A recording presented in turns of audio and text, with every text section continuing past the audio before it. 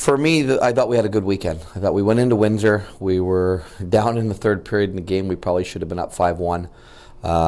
And yet we found a way to come back and resurge our energy and our determination and find a way to bounce back and get the 2 points in a game that we were the better team and played very well. And then we went in and played, I thought, very good for 53 minutes. We had a 5-minute major, which I still wonder a little bit about, but it happens and it is part of the game. And I thought we did an outstanding job of killing that penalty.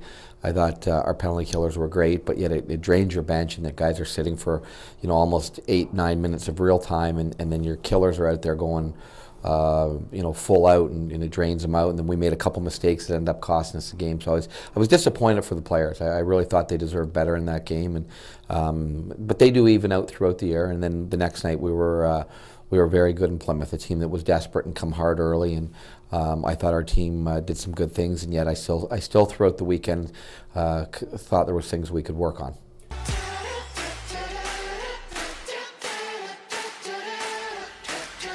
Quite honestly, I kind of dispute that a little bit. Our power play has been good from day one. Like, if you go back and look at the rankings, we've been top 8 throughout the year and top 5 or top 6. All that happened was probably post-Christmas till mid-January it wasn't scoring. And now it's starting to get results. But I think the result of our power play is a continuation of where it left off last year, the second half of the year from the trade deadline on.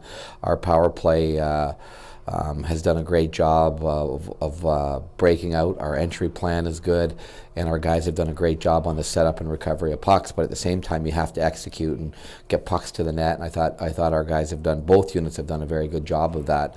And it's, as you said, it has had a resurgence as of late in terms of getting results. We work a lot on it. We spend a lot of time. We have our power play meetings on game day.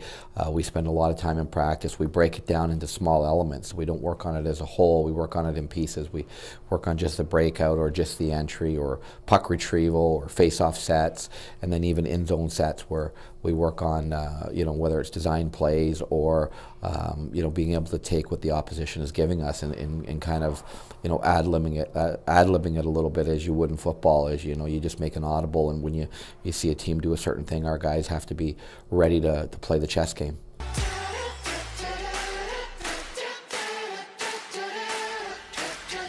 Well, exactly what I said earlier was that we did a good job last weekend, but yet we let a 2-point slip away.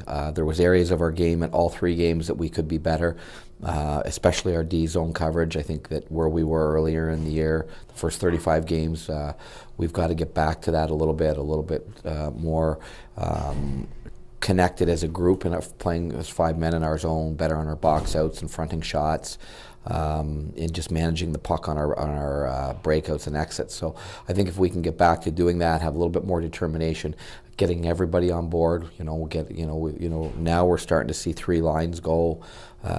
Get our defense. We had a little bit of up and down and inconsistency there through the group. But if we can get that, then I think we can have a pretty good little run here.